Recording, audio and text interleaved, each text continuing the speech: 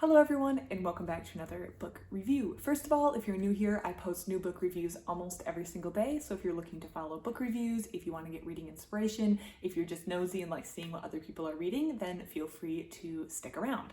Now let's talk about today's book.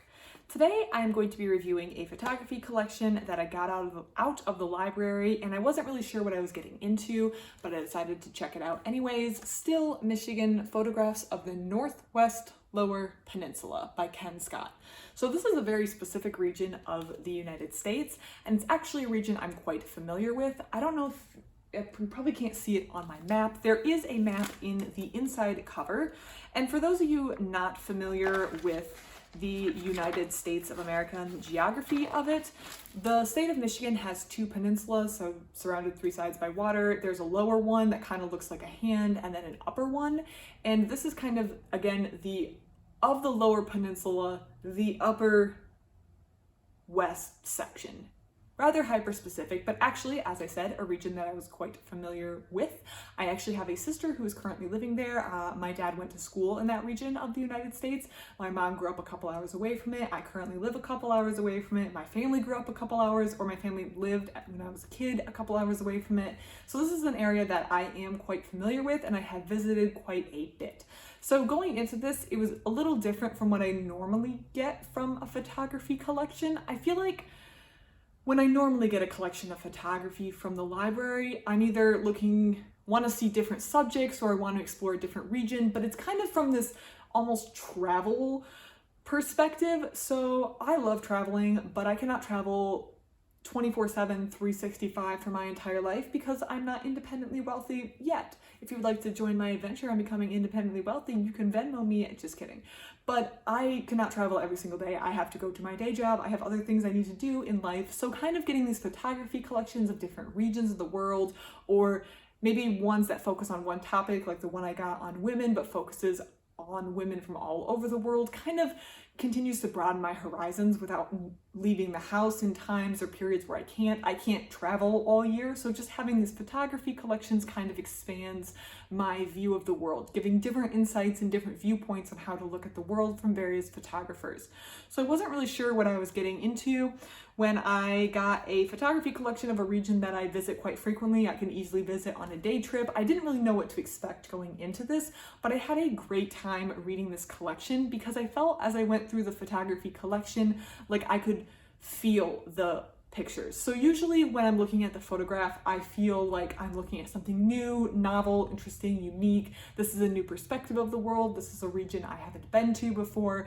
But in this case, I was looking at things that I'm intimately familiar with. I'm looking at weather patterns, situations that felt so vivid because I've been in those situations multiple times. It's the same weather that I'm used to. It's the same seasonal patterns that I'm used to. It's the same scenes that I'm used to, things I've quite literally seen with my own eyes, or situations that I've been in repeatedly throughout the years. So the photographs, instead of just being something to look at, kind of popped out and triggered a bunch of memories or different emotional responses in me in a way that other photography collections don't. So I had a very, very great time reading this. To me, this was a 5-star read. And I think if you're from the Midwest United States, somewhere where you can kind of relate to the scenery, to the weather patterns, to the small town vibes, to the nature of living that's kind of portrayed in this Still Michigan collection, I think you're going to have a very fun, interesting time reading this collection. The photography is good, and I really liked it. I did find myself more drawn to the photographs that were of winter and fall scenes overall. There were a lot of photography of winter and fall scenes, but there was also a lot of photography of Lake Michigan. Lake Michigan is one of the 5 Great Lakes in the United States. That one does not border Canada. That is between Michigan and Wisconsin, with some other states bordering in the south. And it's a massive body of water. It's beautiful. If you have the chance to visit the United States or Canada, I do recommend visiting the Great Lakes. They're just such a cool thing to see. But for whatever reason, those photographs didn't quite hit as hard as the other ones. So that was just my personal experience. It's still a great 5-star read, but again, I just found myself more drawn to the fall and winter photographs put out by this photographer. Ken Scott, the author of this book, is also the person who does the photographing. And for those of you who want to know a little bit about Ken Scott, I do not know anything about photography, so some of the words here, I don't really know what they mean, but I'm just going to read them in case you do. Ken Scott, a self-taught photographer, has won several photography awards since 1985. With a minimum of gadgetry, Scott travels throughout northern Michigan with a tripod, 35mm camera, and only 2 lenses, a 24mm and a 105mm micro. So if that makes any sense to you, then feel free to appreciate that. Now I want to show you some of my favorite photographs from this collection. And I have them written down on a sticky note. So if you see me looking down, it is my sticky note collection. The first one is, I'm trying to not to get the glare of the light in there. This is called Memory Lane. This town covered in snow. And for those of you who live in a snowy environment, where I live gets quite a bit of snow every year, there's something about the hushed, quiet sound or tone that a town takes on in the evening when the sun has fallen and there's a blanket of snow. Everything feels very quiet and muffled. That's the only way I can describe it. That when I see this, this feels like the place that I grew up in. This feels like my hometown, even though it's not. And I know exactly how it feels to be standing on that street in the dark evening light with a blanket of snow on the ground and Christmas lights on the tree and a bunch of dark businesses that are shut for the day. Like, I know this feeling. I have been there. I have stood on that street, metaphorically, of course. And so this picture kind of jumps out at me, or this photograph, I should say, kind of jumps out at me. The next one, these two on this page, just winter scenes. But again, like, this is a winter scene that I've seen before. This is a winter scene that I've seen before because I've been there, because I live in this environment, because the snow and the amount of snow, like, I can feel the way this feels on my face. I know what it feels like to be standing looking across the field with blowing snow. I know what it looks like. I've seen this photo without having seen this photo before, if that makes sense. It just emotionally jumps out at me in a way that other photography collections haven't. And I want to make it clear that I don't want to say I'm going to ditch all photography collections that aren't from a region that I'm familiar with. I think there's great purpose, and purpose sounds very lofty. There's a lot of enjoyment that can be had in that, like, pseudo travel you almost do looking at a photography collection. I actually have a photography collection back here that I'm looking to go through of a region of the world I haven't been to before, but I also am kind of enjoying looking at photographs of the region that I know. I think there's room for both. We have another winter scene here of a pond. Again, this looks just exactly like something I've seen before. This one on 42, in page 42 and 43.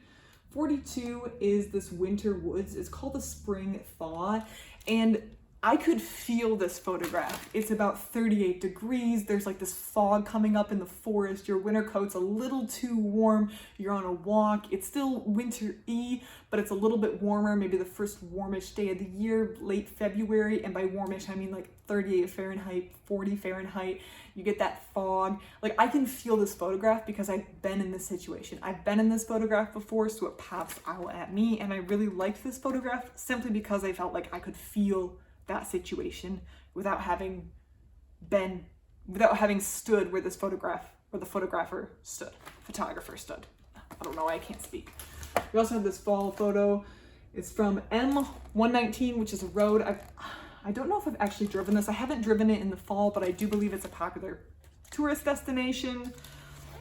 We have some more winter lights on page 44 and 45. Again, this just feels very familiar and very comforting because it feels familiar, and I really enjoyed these two pages. This one, again, I'm drawn, as you can tell by the winter and fall scenes. We have this one, which is like an old country road, back road in the fall. I do not know if I've ever driven down this road in question, but I've driven down this road, if that makes sense. I know what it's like to drive through these back roads when the trees are all ablaze. I'm sure anyone who lives in an area that has a fall season can relate. Something about the remoteness of the area, the dirt road, the unpaved road, the trees with their yellow leaves going over the road. It's all just something I'm familiar with and that I really like to, look at. And now I'm getting excited for fall. We have these two, which are scenes I definitely have experienced before. This one's called First Snow, and it just accurately depicts, again, because it is a photograph of it, first snow with the light dusting on the green trees and the ground mostly bare, but you have some coming through. And then we have a deeper snow that's going on here, maybe like January.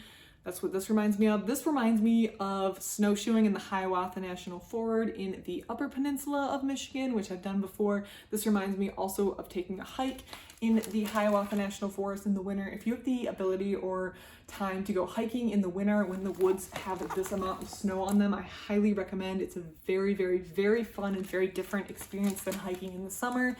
Get snowshoes if the snow is too deep, which it usually really is, or get some really tall, thick boots with thick socks. But going out there with the proper gear is just beautiful and a totally different experience than hiking in the summer. Although hiking in the summer is beautiful for its own reasons. The next one is on page 76. This one's called Humid August. Again, I can just feel this photograph. I know exactly what this feels like, and I like the color he captured. He really did capture that feeling of driving through the country with the sun going down on fields, and you can feel the heat. I just feel like in this photograph I should be sitting in someone's backyard, getting a bonfire started, having a drink, making some s'mores. I just feel like I know where I should be when looking at this photograph. And the final one is page 105, which is actually kind of a simple photograph, if I can get to it. Just apple blossoms, these right here. But when the apple blossoms bloom, at least where I am, the trees get so thick with insects that you can hear them buzzing. It's almost like the tree is vibrating with the amount of insects that are buzzing and swirling around the tree, trying to get to the blossoms. And that's what it reminds me. I can hear it, I can see it, I can feel what it's like to walk past one of these trees. You can literally hear them from several feet away when you're walking up to them or walking past them on a hiking trail because of how many insects are around it, trying to get all the nectar, pollination, whatever they're doing with the little blossoms. So looking at this, I can hear that sound. I can envision walking past one of these trees. I know exactly what it's like when these are in bloom. It's such a short time of the year, but it's such a good time of the year, and I really enjoyed looking at this. Overall, this was quite a different experience than I expected from a photography collection. Like I said, normally I'm doing this as sort of a pseudo travel when I need to actually be at work because, you know, I have to pay bills. My landlord would like his rent money every single month. But this collection kind of makes me want to go and find other stuff from regions I'm also familiar with, because I feel like there's joy in both seeing the world from a different perspective and places that you haven't gone to before or might never get to go. For example, I'm not really interested in climbing super tall mountains, but I will gladly look at photography collections from people climbing super tall mountains, or from regions of the world that are more inaccessible or harder to get to, or the world in a different time, photographs from the 1800s, a time that I don't live in, but it can be interesting to look back. But there's also a lot of joy in looking at photographs from the region of the world that you live in, because it's someone else bringing a different perspective to it, but then you can also put yourself in that perspective, and it brings that emotional connection to photographs that I previously didn't have. Overall, like I said, this was a 5-star read. I think though, if you're not from Michigan, if you do not live in Michigan, if you're not close to Michigan, if you did not grow up to Michigan, if you are the furthest away from the United States that you can be, this is still a really good collection of photographs that you should check out, look at, and experience, because I think it is just really cool, and I'm excited to see, I would be excited to see more about what Ken Scott does. I feel like I think he said he was self-taught photographer. I feel like he's doing a great job, and I really enjoyed his photography collection. So give it a read. If you read this, please let me know what you thought about it. If there's any other self-taught photographers that you think I should pick up a collection of and give a look through, or amateur photographers that you think I should look at, I'd love to get your suggestions, comments, any books you think I should be reading in the comments below. I'd love to get them. Otherwise, thank you so much for watching, and I hope you have a great rest of your day.